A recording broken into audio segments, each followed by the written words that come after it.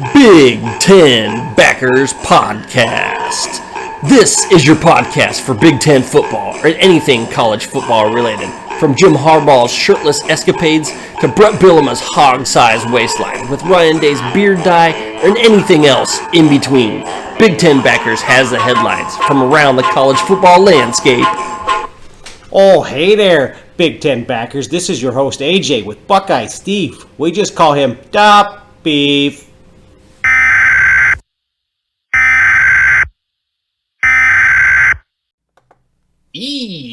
Emergency Podcast. This is the Big Ten Backers Podcast, coming to you in an emergency situation. Our premiere podcast will be released before the season starts. But with all these earthquakes happening out on the West Coast, Steve... There's so much drama in the CFB, we got to get on the mic with the BTB. We are on the mics here on the BTB. So, Steve, what's happening on the West Coast? What are all these earthquakes? What do you got for me? Oh, man, it's happening. Oregon, Washington, to the Big Ten. Follow the money, baby. Show me the money. Show them the money. Show them the money. So, is this legit? You got your sources? What do we got? What are we working with? You know, there's a couple things you do when you look at a situation like this. First of all, there's the obvious. You follow the money. I mean, the bags are showing. Fox wants it. The Big Ten wants it. The Big Ten, I think, was just playing their game. Like, oh, we don't want to upset the apple cart, and we don't want to be the end of the Pac-12 here. I don't know. My brothers and sisters over there in academia, we don't want to make them matter. I don't want to be the bad guy. No, it's bullshit. They're following the money. Fox is pushing them. Fox is saying what they need to do, which is smart by Fox. They own 51% of the Big Ten anyway, so they're telling them, hey, grab them while you can. We need it. We need those dollars. We need the Nike money. We need Washington. We need that West Coast population. We need everyone to be all on board. And the bigger you can get for Fox, the more it makes sense, right? Monetarily speaking. Oh, I completely agree. And then if you let this slide and you let these teams go elsewhere, I mean, that's two brands that you probably don't want to let go. Yeah, and I think the Big Ten already made that mistake with Texas and Oklahoma and let them slip out to the SEC. You know, they fit better in the SEC. Let's just be honest, be frank about it. But they could have been with the Big Ten. I think that they had a shot. There's other sources. You know, if you want to go look at Greg Flugar, you know a little bit about Greggy Flugar. Oh, Greg, he's the one who called the move for USC and UCLA to go out to the Big Ten 6-7 months prior to it hitting mainstream news. Yeah, and that was before all the big shifts. I mean, Texas and Oklahoma had already gone there, but he was looked at like an idiot. You know, no one knew who he was.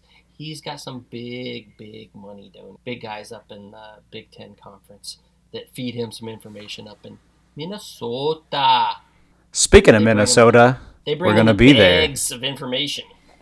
We will be in Minnesota for the Nebraska game and supporting NIL fan vote. All right, so if Oregon and Washington's headed to the Big Ten, what's going on with the Four Corner schools? Because they've been some movers in this room or two. There's a domino effect going on. Like I said, the Big Ten didn't want to upset the apple cart and be like the main guys that were causing the collapse of the Big 12, but they are. They already took the LA schools. So they're already at fault, but they just didn't want end-all, be-all collapse. So they were just waiting for everything to be finalized for Arizona.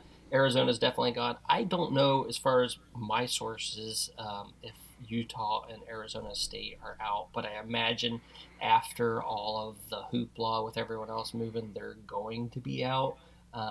Again, follow the money, and they're not going to have anywhere else to go. They might as well go to the Big 12.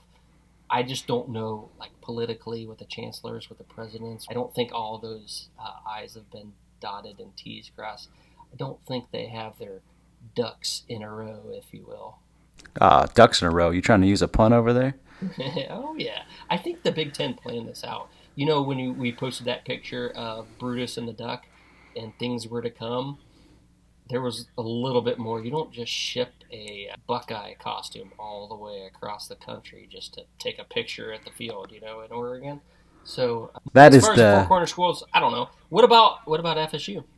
Oh yeah, Florida State. If you haven't heard, they are disgruntled, unhappy, looking to move, want a new home, and pretty much said "fuck you" to the rest of the ACC.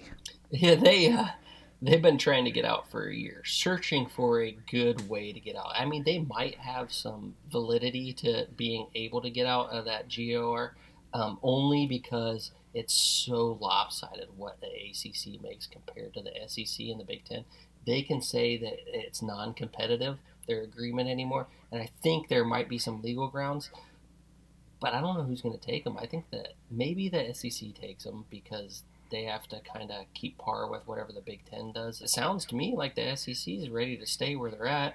The Big Ten sounded like that not too long ago, but I mean, money talks and bullshit walks, so we'll see. Yeah, you can never trust what these conferences say. They always say they're never doing this and they're not doing that and this coach isn't leaving and blah, blah, blah.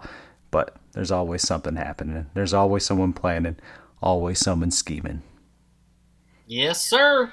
Look us up on the NIL social medias.